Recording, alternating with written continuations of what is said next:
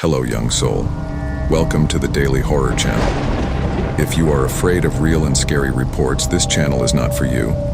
I suggest you leave this video, but if you are not afraid of listening to these horrifying reports, I suggest you subscribe to the channel so you don't miss the next stories.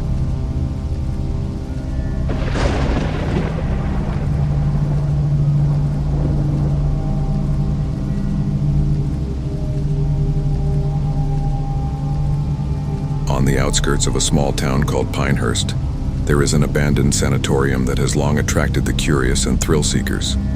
Known as Coldridge Sanatorium, the place has a dark history of mistreatment, mysterious deaths, and disappearances. It is a place shrouded in legends and rumors, a place few dare to enter. But a young vlogger's curiosity was about to lead to a night of terror that his followers would never forget. I'm Lucas, a vlogger with a passion for exploring abandoned places and sharing these experiences with my followers. My life revolves around adrenaline and mystery. I recently found a new location to explore, Coldridge Sanatorium. The stories about this place are terrifying, and I couldn't resist the opportunity to do a live broadcast directly from there. I arrived at the sanatorium at nightfall, accompanied by my team, Diego, my best friend and main cameraman, and Amanda, our audio specialist. The building was imposing. Its broken windows and walls covered in graffiti told a story of abandonment and desolation. We adjusted our gear at the entrance, the dim moonlight our only guide. The cold wind was blowing, bringing with it a feeling of oppression and a faint whisper that seemed to originate from the depths of the building. We are about to begin live streaming directly from Coldridge Sanatorium. This place is known for its macabre history, and tonight we're going to find out if the legends are real, I said, looking directly into the camera. With a wave to Diego and Amanda, we opened the heavy wooden door and entered. The inside of the sanatorium was freezing. Lantern light danced on the walls, revealing old rusty beds and outdated medical equipment. The air was heavy, thick with dust and a sense of despair. As we walked through the hallways, the sound of our footsteps echoed, increasing the feeling of loneliness and isolation. Diego, did you hear that? I whispered, stopping suddenly. A faint scratching sound was coming from one of the nearby rooms. We looked at each other and decided to investigate. The room was empty except for an old wheelchair in the corner. The feeling of being watched was undeniable. We continued to explore, each corner of the sanatorium revealing new relics of the past. We heard indistinct whispers and footsteps that we couldn't place. Amanda started to get visibly nervous. "Lucas, I don't think we're alone here," she said, her voice shaking. We advanced to the upper floor, where the sanatorium kept its most problematic patients. The cells were small and claustrophobic, with rusty bars and crumbling mattresses. Diego focused the camera on a mural of children's drawings on the wall, all depicting shadowy figures and lifeless eyes. The live broadcast was full of comments from horrified and fascinated viewers. It was then that we found the operating room. The metal table was covered in scalpel marks and dark stains that had never been cleaned. The place emanated a feeling of pain and suffering. Suddenly, the door closed with a bang, making Amanda scream. I ran to open the door, but it was locked. Lantern lights flickered, and the sound of metal scraping against the ground filled the air. "We need to get out of here," I shouted, trying to remain calm. I managed to open the door with a strong push, and we ran down the hallway, our hearts beating wildly. We decided to go back downstairs and leave the building, but the path seemed to stretch endlessly. The corridors turned into a maze. Finally, we reached the basement, the last area we hadn't explored. The stairs creaked beneath our feet, and the smell of mold and decay was almost unbearable. The basement was a maze of narrow hallways and darkness. I felt an icy cold pass through my body, as if something invisible was passing through us. "Lucas, there's something here," said Diego, pointing to a half-open iron door. We entered the room and found old files scattered across the floor. Amanda picked up one of the documents and started reading. It was a detailed record of experiments carried out on patients, describing unimaginable torture in the name of science. Suddenly, the door closed behind us. We were trapped in the darkness with only the dim light of flashlights to guide us. The sound of footsteps echoed around us, and the feeling of being watched intensified. "Diego, turn on the camera. We need to record this," he said, trying to keep his voice steady. The camera captured the terror on our faces as the temperature in the room dropped drastically. Whispers began to fill the air, words indistinct but filled with pain and despair.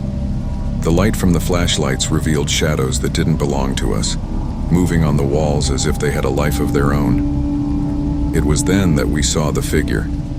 A woman, dressed in an old-fashioned nurse's uniform, her eyes filled with hatred and sadness. She floated toward us, her presence overwhelming. "You shouldn't be here," she said, her voice an echo of 1,000 torments. We tried to open the door, but it was locked. The figure approached, and I felt a cold cut through my skin. "Please let us out," Amanda begged, tears streaming down her face. The figure stopped, watching us with a judgmental look. "You must pay for what you did," she whispered, and the room began to shake.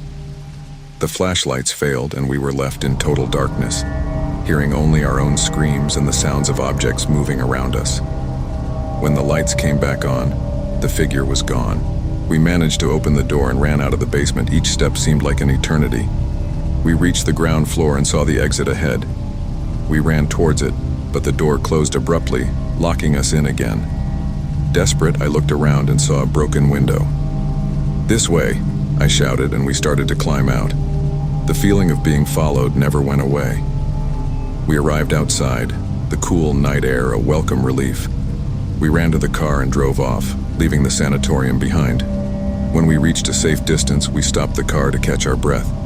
Amanda was in shock, and Diego could barely speak. "Was that real?" "What was that?" I asked, trying to understand what had happened. "I don't know, Lucas, but something is very wrong with that place," replied Diego, still shaking. We checked the camera and noticed that much of the stream was compromised, but there was enough to show our followers that something truly horrible had happened. I returned home, but the feeling of being watched never went away. The shadows in my room seemed to move, and the whispers continued to torment me. I couldn't sleep, and every noise made me jump in fear. The sanatorium had left an indelible mark on me. Weeks passed, but the feeling of oppression never went away. I continued researching the sanatorium and discovered that the nurse's spirit was just one of many that haunted the place. The atrocities committed there had attracted dark forces that could not be easily banished. I decided I needed to go back. I couldn't let terror control me. I needed to face whatever was in that place and somehow free the souls trapped there. I knew it would be dangerous, but I had no choice. I prepared for the next trip, with more equipment and a more elaborate plan. I didn't know what I would find, but I was determined to end this nightmare. Before leaving, I heard one last whisper in the silence of the night. "We'll meet again, Lucas." And so, with a heavy heart and a mind full of fear, I prepared to face the terror of Coldridge Sanatorium once again. I knew that this time, it would be a battle for my own sanity and for the release of the tormented souls that still inhabited that cursed place. I assembled a new team of experts. Clara, a psychic medium who had previously dealt with haunted places. Ricardo, a paranormal investigator with cutting-edge equipment. And Diego, who, despite the trauma of the last time, agreed to accompany me again. Amanda decided not to return. The terror of the last visit was too much for her. We were determined to put an end to the horrors of that place, whatever the cost. We arrived at the sanatorium at dusk. The cold wind blew through the trees, producing an ominous sound. Clara immediately felt the presence of restless spirits. "This place is full of pain and despair. We need to be careful," she said, eyes wide and alert. We entered the sanatorium, and the air felt heavier than last time. Each step echoed through the hallways, increasing the feeling of isolation. The environment was oppressive, and the darkness seemed thicker. The flashlights could barely cut through the pitch black around us. Ricardo set up his equipment, motion sensors and infrared cameras to capture any paranormal activity. We began our exploration on the upper floors where Clara felt a stronger presence. We passed abandoned cells and narrow corridors, the air filled with dust and an odor of rot. We heard indistinct whispers and footsteps that didn't belong to any of us. The tension increased with every second. On the third floor, we found a room that looked like it had been used as an office. Papers and files were scattered everywhere. Clara stopped suddenly, her eyes fixed on a dark corner of the room. "She's here," she murmured. "The nurse we saw last time. She's watching us." Suddenly, Ricardo's motion sensors went off. An icy chill passed through the room, and the lights from the flashlights began to flicker. The figure of the nurse appeared floating in the corner of the room, her eyes full of hatred. She held out her hand, and Clara fell to her knees, clutching her head, as if she were being mentally attacked. "Get out of here!" I shouted, but the figure only laughed, a laugh that reverberated off the walls. Ricardo tried to capture the image with his camera, but the figure dissolved into mist. Clara slowly recovered, but she was visibly shaken. "She's testing us. She wants to scare us into giving up," she said, her voice shaking. We decided to go down to the basement, where the evil presence seemed strongest. The path there was filled with disturbing noises, doors slamming, whispers, and children's laughter. The basement was a maze of dark corridors, filled with debris and old medical equipment. The feeling of oppression was overwhelming. We found a room that seemed to be the epicenter of paranormal activity. In the center was an ancient circle of stones, stained with dried blood. Clara explained that it was a sacrificial site, used by the cultists to trap souls. "We need to break the circle to free the souls trapped here," she said. While Clara prepared for the liberation ritual, Ricardo adjusted his equipment to document everything. Suddenly, the walls began to shake, and we heard screams of agony coming from all sides. The shadows on the walls began to move, forming grotesque and distorted figures. The figure of the nurse appeared again, accompanied by other shadowy entities. They advanced towards us, their eyes glowing with evil intent. Clara began to chant words in an ancient language, trying to break the spell that held the souls captive. The entities drew closer, and we felt a sharp chill run through our bodies. Ricardo was pulled back by an invisible force, his camera falling to the floor and breaking. I tried to help, but I felt cold hands grip my arms, holding me in place. Diego struggled to stay steady, the terror in his eyes palpable. "Lucas, we have to get out of here," Diego shouted. But I knew we couldn't run. We had to finish what we started. Clara continued to chant the incantation, the energy in the room growing more intense. The entities screamed, their voices blending into a chorus of despair. Suddenly, there was a burst of light, and the entities disintegrated into dust. The room fell silent, and the chill began to dissipate. Clara fell to the floor, exhausted but smiling. "We did it. The souls are free," she said, panting. We helped Clara to her feet and left the sanatorium, the air outside feeling incredibly lighter. However, as we walked back to the car, I heard one last whisper on the wind. "We'll meet again, Lucas." I looked back and saw the figure of the nurse in the window watching us. I knew that the evil of Coldridge Sanatorium had not been completely defeated. There were still shadows that needed to be faced, and the battle was far from over. But for now, we had achieved a small victory, and it gave us the strength to carry on. The night was far from over, and the terror of the sanatorium still had much to reveal. As we helped Clara to her feet and left the sanatorium, the air outside felt incredibly lighter, but the relief was fleeting. As we walked back to the car, the whisper on the wind grew louder and clearer, chilling me to the bone. "We'll meet again, Lucas." I looked back and saw the figure of the nurse in the window watching us. His blank, menacing gaze was fixed on me, and in that instant, I realized that the battle was far from over. We felt a false sense of security as we drove away from the building, but I knew that the evil of Coldridge Sanatorium had not been completely defeated. When we reached the car, Diego was pale and shaking, but Clara seemed confident. We managed to free many souls, but there is still a deep darkness inside, she said, as Ricardo gathered up his damaged equipment. We decided to leave the place to return with more resources and reinforcements, but something stopped us. A dense fog began to form around the sanatorium, engulfing everything in a thick layer of darkness. The car lights could barely penetrate the fog.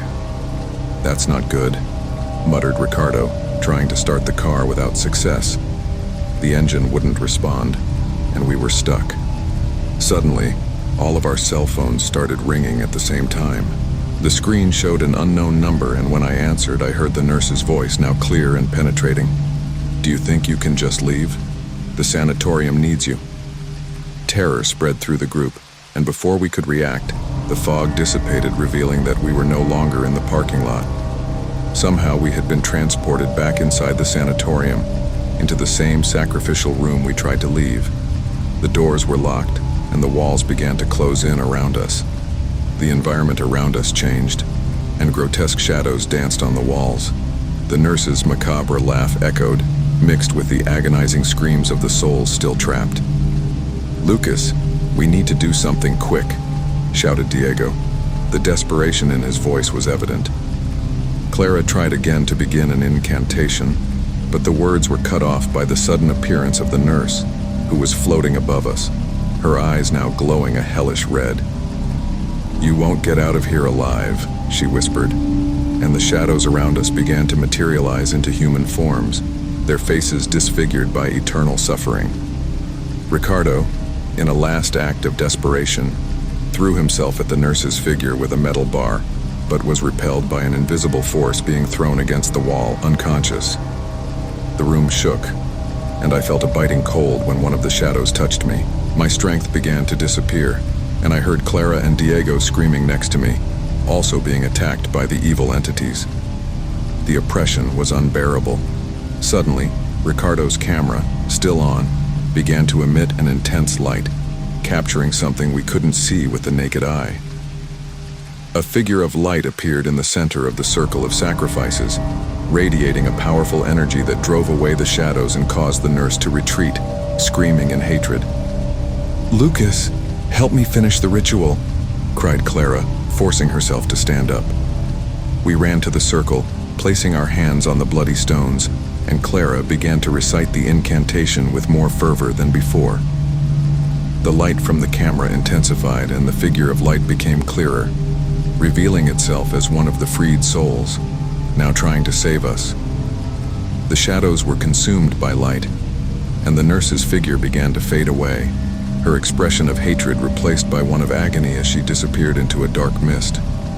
Light enveloped the room, and I felt my body being pulled by an overwhelming force. When the light dissipated, we were outside the sanitarium, but the building was on fire, burning with an intensity that lit up the night. We managed to get out alive, but we knew the battle had been hard. Ricardo was unconscious, but alive, and Clara was exhausted, but satisfied. "We did it," she said, her voice shaking. As we watched the sanatorium burn, we knew that even with the evil seemingly defeated, the scars of that night would remain forever.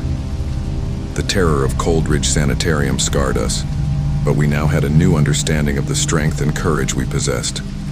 The wind carried the ashes away from the sanitarium, and for a moment, all was peaceful.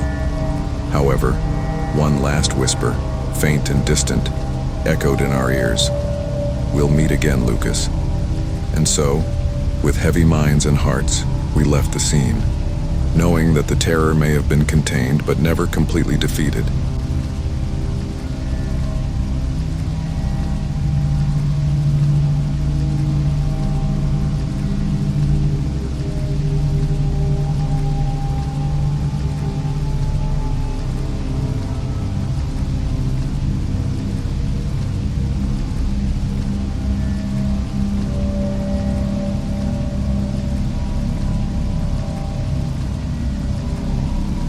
In a small middle-class neighborhood, where everyone knows everyone and routines are as predictable as sunrise, a series of strange events begin to haunt the residents. Houses with well-kept gardens, quiet streets, and neighbors who greeted each other with smiles and waves formed the perfect setting. But behind this facade of normality, something sinister lurked. My name is Pedro, and this is the story of what happened when I decided to investigate the mysteries surrounding the unknown neighbor's house. When we moved to this neighborhood, I was 17 years old and had an insatiable curiosity. I've always been fascinated by mystery stories, and what happened to my family forever changed the way I see the world. Our new house was beautiful with a large, well-kept garden. What intrigued me most, however, was the house next door, an old and imposing building, with windows always closed and an air of abandonment. They said a lonely man lived there, but no one seemed to know much about him. The first sign that something was wrong came a few weeks after the move. One night, while studying for a test, I heard a strange noise coming from the house next door. I went to the window and saw a shadow moving quickly. The figure was indistinct, but the simple fact of seeing it there in the darkness made my heart race. I stood there for a few minutes trying to understand what I had seen, but the shadow disappeared as quickly as it appeared. I told my parents about what I saw, but they thought it was just my imagination. My father, a practical and skeptical man, said it was probably a cat or some other animal. My mother, more worried, suggested that I avoid looking out the window late at night. Even so, curiosity gnawed at me, and I decided I needed to find out more about our neighbor. A few days later, while walking around the neighborhood with my friend Lucas, I mentioned the incident. Lucas was an adventurous boy and shared my fascination with mysteries. "Let's take a closer look," he suggested, with a mischievous smile. I agreed, although I felt a chill running down my spine just thinking about the idea. That same night, we waited until all the lights in the neighborhood went out. With flashlights and nerves on edge, we crept to the fence that separated our houses. The darkness was almost total, and the silence was oppressive. We climbed the fence and jumped into the neighbor's garden. The air felt colder there, and a feeling of oppression immediately enveloped us. We explored the garden carefully, trying not to make any noise. The place was covered in dead leaves and fallen branches, as if no one had tended the garden for years. The house looked even more sinister up close, with its dark windows and moss-covered walls. It was then that Lucas found something that left us perplexed. An old porcelain doll, dirty and with an empty look. "What is it doing here?" he asked, looking at me with a doubtful expression. Before I could respond, we heard the sound of footsteps coming from inside the house. Our hearts raced, and we hid behind a bush. The footsteps approached the back door, which slowly opened with an agonizing creak. A figure walked out, a tall, thin silhouette. The man stood on the threshold looking at the garden. He seemed to sniff the air, as if he could sense our presence. We stood still, holding our breath. The man finally went back inside, closing the door behind him. We waited a few minutes before moving. "We need to get out of here," I whispered, and Lucas nodded, visibly shaken. We returned home in silence, each lost in our own thoughts. In the following days, I couldn't get the image of the man out of my head. Who was he? And why did his house look so abandoned? I decided to investigate further. I began discreetly asking neighbors about him, but no one seemed to know much. Some said he had moved there years ago and was rarely seen. Others mentioned stories of disappearances in the area, but nothing concrete. My curiosity grew when I started to notice strange little details. Once I saw a dim light flicker on and off in one of the upper windows the other night. I heard a scratching sound coming from the house. But what disturbed me most was when I started finding things out of place in our own garden. Garden tools we never used turned up moved, and I once found a dirty handprint on the fence. I decided to tell Lucas everything, and together, we devised a plan to enter the neighbor's house and discover the truth. We waited for an especially dark and silent night to put our plan into action. Armed with flashlights and a camera, we jumped the fence again and headed for the back door. To our surprise, the door was unlocked. We entered slowly, trying to make as little noise as possible. The inside of the house was as sinister as the outside. The smell of mold and decay filled the air, and the walls were covered in old, faded photos. Every step we took echoed through the hallway, increasing our sense of dread. We explored the living room where we found dust-covered furniture and piles of old papers. Lucas found a family photo, but all the faces were crossed out. "What do you think happened here?" he asked, but I had no answer. We continued our exploration, increasingly convinced that something terrible had happened in that house. On the second floor, we found a locked room. There were scratch marks on the door, as if someone had desperately tried to get out. We used a screwdriver to pry the lock and entered. The room was small and dark, with a single boarded-up window. In the corner, there was an old bed and a rocking chair. It was then that we saw something that left us petrified. In the center of the room, there was a circle drawn on the floor, with unlit candles around it. Inside the circle, a small wooden box opened, revealed an old diary. I picked up the diary with shaking hands and started leafing through it. The diary entries were disturbing. They described the life of a man who had lost his wife and son in a tragic accident. The pain of loss drove him insane, and he began performing rituals to try to bring his family back. The last pages spoke of voices he heard in the house and visions of his wife and son, asking for help. Before we could process what we had read, we heard footsteps in the hallway. The man was going up the stairs. Lucas and I hid in the closet, trying not to make any noise. The man entered the room, muttering incomprehensible words. He stopped beside the circle, staring at the box. Absolute terror gripped me. He knew that if he found us, our lives would be in danger. We stood still, watching through the crack in the closet door. The man began to recite an incantation, and the candles around the circle lit themselves. The atmosphere became charged, and a cold wind ran through the room. Lucas looked at me with wide eyes, and I realized that we needed to get out of there immediately. I waited for the right moment, and when the man turned around, we made our move. We ran out of the closet and down the stairs, our footsteps echoing down the hallway. The man shouted something and started chasing us. We felt his presence getting closer and closer. We managed to get out the back door and ran to our house without looking back. We locked the door and threw ourselves on the floor, panting and terrified. We told our parents everything, who called the police. The man was arrested, but the feeling of danger did not disappear. We knew something darker was at play. The diary was handed over to the authorities, but we never heard from it again. Today, as I write this story, I still feel the weight of what we discovered. The neighbor's house was sealed, and no one else dared to go in there. Lucas and I stayed in touch, but the trauma of that night left a deep impression on us. I still have nightmares about the man and his macabre practices. I know our curiosity led us to discover something terrible, but it also left us with scars that will never disappear. The unknown neighbor may be in prison, but the shadows of his house still haunt us. As I try to move on, a part of me knows that the terror of that night is just the beginning of something much bigger. The darkness we found next door has not been completely eliminated, and I feel that one day we will have to face the dark forces we have awakened again. And so my story continues, marked by fear and constant vigilance.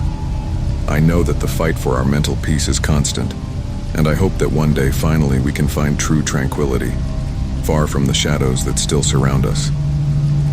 The darkness may recede, but it never completely disappears, always lurking, ready to envelop us in its cold, deadly embrace once again. As the days passed, the feeling of security in our home slowly began to dissipate. The nights became long and unsettling, every sound and shadow seeming to be an omen of something dark. Lucas and I could barely sleep, our thoughts always returning to that terrible night and the man we had encountered. One night, shortly after 2 a.m, I was awakened by a faint, almost imperceptible noise coming from downstairs. It sounded like something scratching the floor. I got up from the bed, trying not to make any noise, and slowly went downstairs. The house was plunged into darkness, and every step I took seemed to echo like thunder. When I reached the living room, I saw something that made me stop. The window was open, the curtains fluttering slightly in the night breeze. I went to the window and closed it, feeling a chill run down my spine. When I turned around, what I saw left me paralyzed with terror. There were scratch marks on the floor as if someone or something had been dragged. I was overcome by a silent panic and ran to my parents' room. I woke them up, trying to explain what I had seen.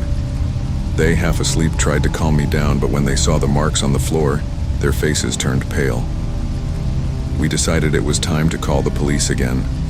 Officers quickly arrived and inspected the home, but found no signs of forced entry or any other evidence of a break-in. They told us that the marks could have been made by an animal, but the expression on their faces showed that even they didn't believe it. The days that followed were even more disturbing. We started finding objects out of place, doors we knew were locked appearing open, and most terrifyingly, we once found an old photograph of our neighbor's house on the kitchen table with a circle drawn around a specific window. We decided we needed to investigate further. Lucas and I met on a rainy afternoon to discuss what we would do next. "We need to go back there and find out what's in that house," Lucas said, the determination in his voice only masking the fear. I agreed, even though I knew we were getting into something very dangerous. We decided to go at night, when the darkness could protect us. We waited until everyone at home was asleep, and with flashlights and courage, we headed back to the neighbor's house. The rain had stopped, but the air was cold and damp. We jumped the fence and approached the house, trying to make as little noise as possible. To our surprise, the back door was still unlocked. We entered, and the same feeling of oppression enveloped us. We began to explore the house more carefully this time, trying to find some clue that would explain what was going on. We arrived at the locked room on the second floor again, and this time we found the specific window marked in the photo. The window looked out onto a small garden at the back of the house, now overgrown with weeds and shadows. Suddenly we heard the sound of children's laughter, the same one I heard a few nights before. Absolute terror gripped us, and Lucas held my hand tightly. We followed the sound, which led us to a basement we had not yet explored. The door was ajar, and a steep staircase led down into the darkness. We descended the stairs carefully, each step creaking beneath our feet. The air in the basement was even colder and heavier, filled with a smell of damp and decay. When we reached the bottom, our flashlights illuminated a scene of pure horror. The basement was full of unlit candles, and on the walls were grotesque drawings, looking like ancient rituals. In the center, there was a large wooden table with several rusty tools and macabre objects scattered around. But what caught our attention the most was a series of photographs hanging on a wall. They were photos of children, all with expressions of terror, tied and gagged. Among the photos was a recent one of Lucas and I, taken the night we broke into the house for the first time. Panic took over me, and I felt my stomach drop. We were in much greater danger than we imagined. Before we could react, the basement door closed with a bang. I heard footsteps coming down the stairs, and the man's figure appeared in the dim candlelight. "You shouldn't be here," he said, his voice cold and threatening. "Now, you will be part of the ritual." Lucas and I tried to run, but the man caught up to us quickly, grabbing us with surprising strength. I was thrown against the table, feeling pain explode through my body. The man began reciting words in an unknown language, and the candles around us magically lit up. Absolute fear gripped me, and I knew our lives were hanging in the balance. Lucas struggled to free himself, but the man was relentless. The ritual was about to be completed, and I felt like our souls were being sucked into an abyss of despair. It was then that I heard a sound coming from the top of the stairs. The door was broken down, and the police officers we had called earlier came in, their guns drawn. "Release them," one of them shouted, and the man hesitated for a moment. It was long enough for Lucas and I to free ourselves and run to the police. The man was arrested again, this time on much more serious charges.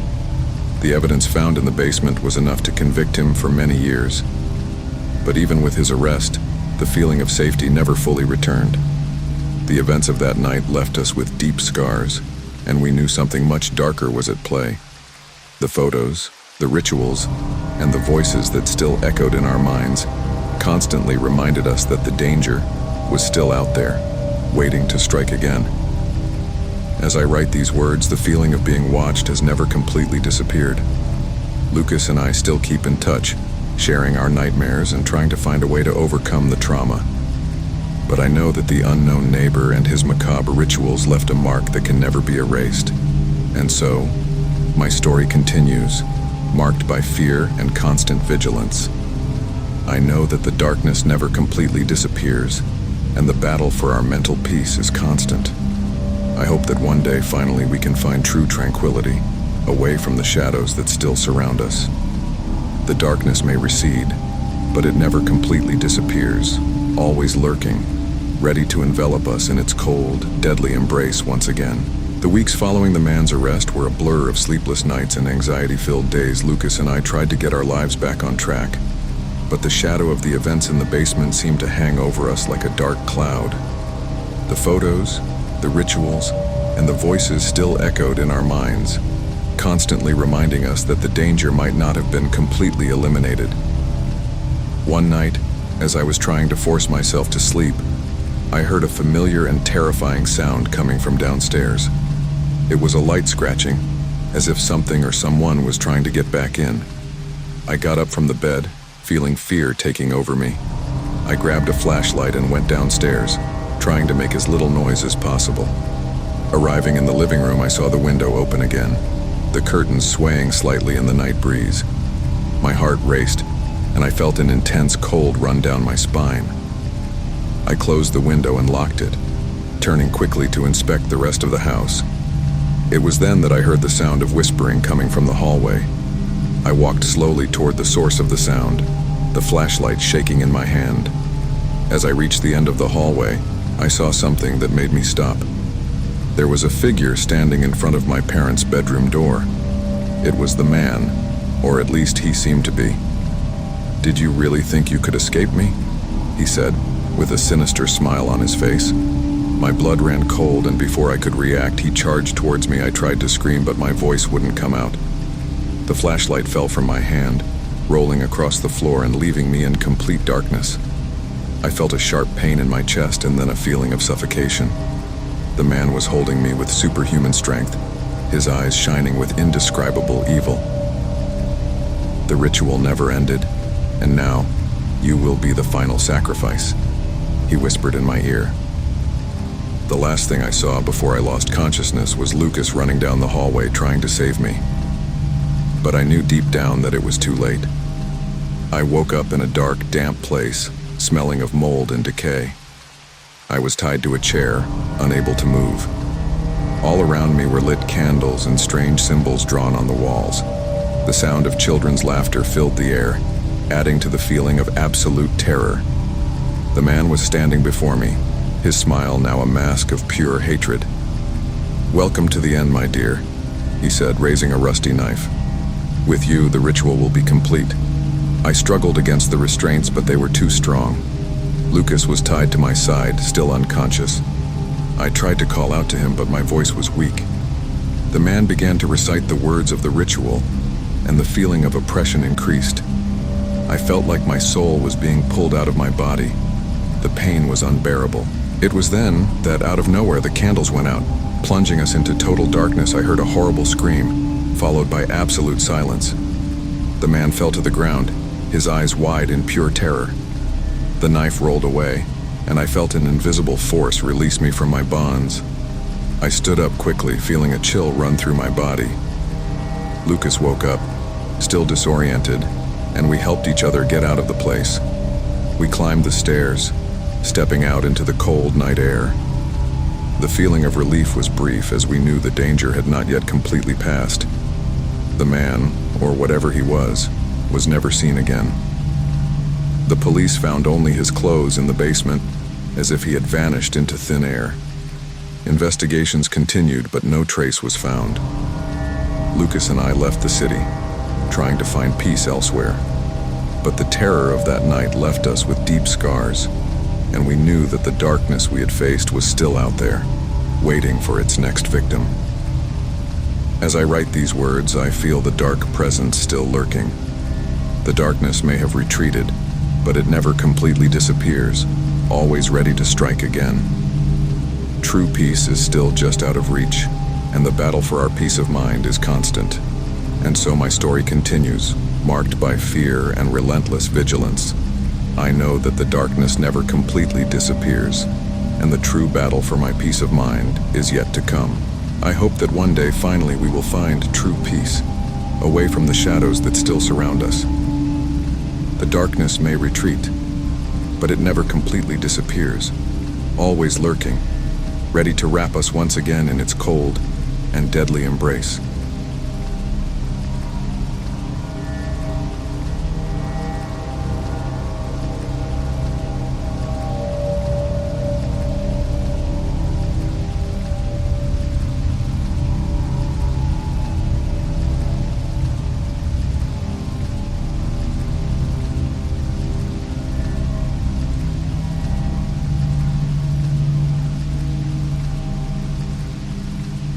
On the outskirts of an ancient city full of history, a building forgotten by time stands like a shadow of the past. The building, with its worn facade and broken windows, is a silent monument to a time long lost. It was the kind of place people avoided, a building that seemed to whisper ancient, disturbing secrets. But for Amanda, a young architecture student looking for a peaceful retreat to finish her thesis, the building seemed perfect. She didn't know that apartment 32, with its locked attic and full of mysteries, held secrets that defy sanity and logic. My name is Amanda, and I decided to rent apartment 32 because I needed peace and quiet to finish my thesis.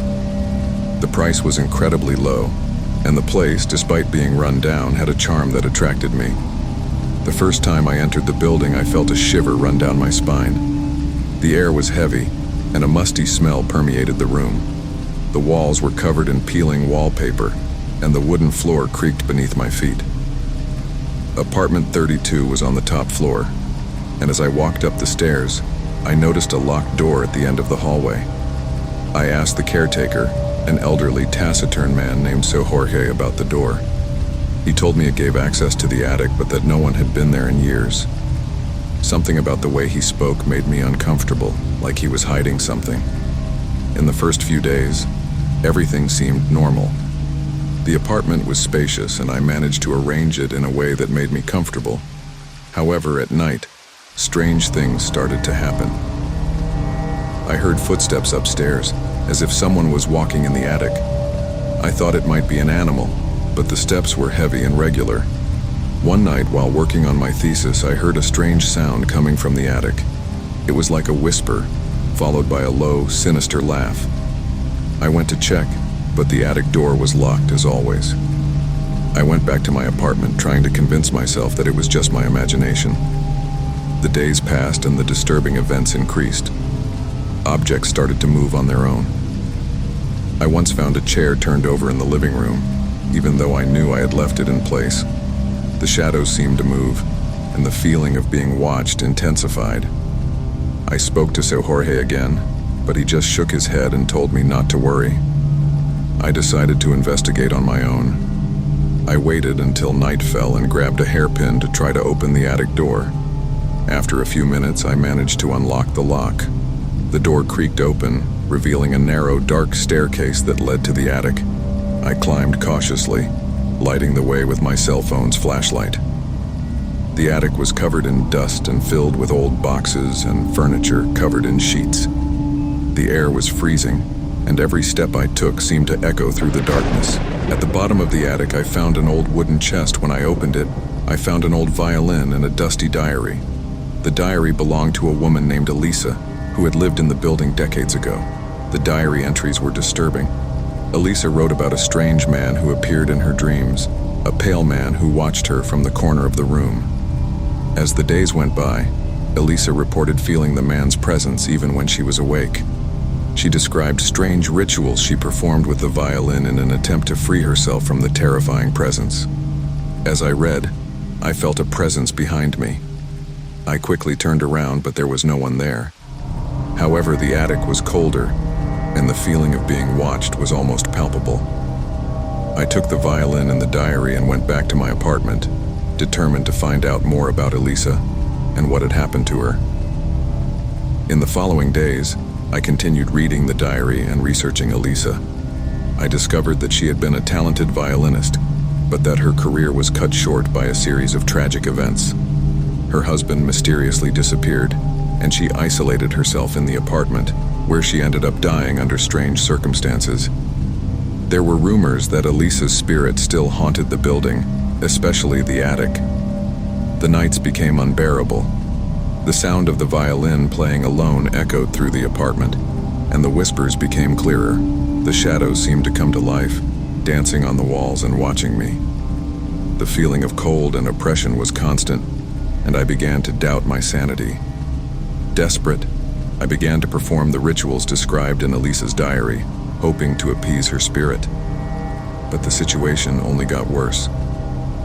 One night I woke up with the feeling of something cold touching my face. I opened my eyes and saw the pale figure of a man standing next to my bed, watching me with empty eyes. I screamed, and he disappeared. But the feeling of terror remained. I realized that I needed to destroy the violin, which seemed to be the source of all evil. I took him to a fire I built in the building's courtyard and threw him into the flames. The violin twitched and emitted a high-pitched scream as it burned, as if a soul was being released. But instead of peace, I felt a wave of negative energy spread through the air. I returned to my apartment, exhausted and desolate. The shadows still moved, and the whispers continued. I knew that destroying the violin hadn't been enough. I needed to fully understand what Elisa had done and how to undo the rituals. One night, as I was reviewing my journal for the 1000th time, I came across a passage I had overlooked. Elisa mentioned an old mirror kept in the attic, which she used in rituals. I returned to the attic, hoping to find the mirror and discover how to use it to end the torment. At the bottom of the attic, behind a pile of boxes, I found the mirror. It was large with an ornate frame and covered in dust. When I wiped the surface, I saw my distorted reflection. A sense of evil emanated from the mirror, and the shadows around me seemed to get closer. I decided to perform the last ritual described in the diary, using the mirror. I lit candles around the attic and sat in front of the mirror, reciting the words Elisa had written. The image in the mirror began to change, showing scenes from Elisa's past and the pale man who was chasing her. Suddenly, the mirror broke, and an intense light filled the attic. When the light dimmed, I felt a peace I hadn't experienced in months. The shadows were gone, and the air was light again. I went down to my apartment, feeling that I had finally managed to free Elisa's spirit. But that night, as I slept, I was woken up by a feeling of extreme cold. I opened my eyes and saw the pale figure again, closer than ever. He whispered something I couldn't understand and disappeared, leaving me paralyzed with fear. I realized that even though I had freed Elisa, true evil was still lurking. Apartment 32 and its attic continued to hold dark secrets that I had not yet uncovered. The battle was far from over, and I knew I needed to keep fighting, not only for my sanity, but also to ensure that no one else suffered the same fate. The story of Elisa and the Pale Man was just the beginning. The attic of apartment 32 still held many secrets, and I was determined to discover them, even if it meant facing the true terror that lurked in the shadows. The weeks following the mirror's destruction were a blur of fear and anxiety. I was certain that the true evil was still present, and each night was a battle to maintain my sanity. The air in apartment 32 was perpetually cold, and the whispers I heard now seemed to be a cacophony of voices, all trying to drive me crazy. One night, while reviewing Elisa's diary again, I found a detailed drawing of a symbol she used in her rituals. It was an intricate combination of circles and lines, with an eye in the center. Elisa mentioned that the symbol was a key to access the other side, where spirits roam. I decided I needed to find this symbol somewhere in the house. I started looking in every corner of the apartment, but I found nothing. Then I remembered the attic. I climbed those creaky stairs again and began searching among the dust-covered boxes and furniture. It was then that I found an old rug rolled up in the corner. I unrolled it, and there was the symbol embroidered in golden threads. I decided to perform the ritual described by Elisa, hoping to better understand the evil that tormented me. I drew the symbol on the attic floor with chalk and placed candles around it. I sat in the center and began reciting the words from the diary. The air around me seemed to vibrate. and the shadows on the walls began to writhe. A faint light emanated from the symbol, and I felt a force pulling me down. Suddenly, the ground beneath me disappeared and I was thrown into a dark void. When I opened my eyes, I was in a narrow, dark hallway. The walls were made of cold, damp stone, and a thick fog hung in the air. I started walking, my footsteps echoing in the oppressive silence. The hallway seemed endless, and as I walked further, I heard the whispers getting louder. Finally, I reached a heavy wooden door. I opened it with effort and entered a room lit by a pale, spectral light. In the center of the room, I saw Elisa, or what was left of her. Her body was contorted in a pose of agony, and her eyes, now empty, stared at me. Around her, several pale, disfigured figures moved slowly, as if trapped in an eternal nightmare. "Please help us," Elisa whispered, her voice a distant echo. "He is here." Before he could respond, I felt a presence behind me. I turned slowly and saw the pale man, his expression a mask of hatred and pain. He moved forward and I backed away, trying to hold on. I knew I needed to use the symbol to fight it. With my hand shaking, I drew the symbol on the floor with a piece of chalk I had brought with me.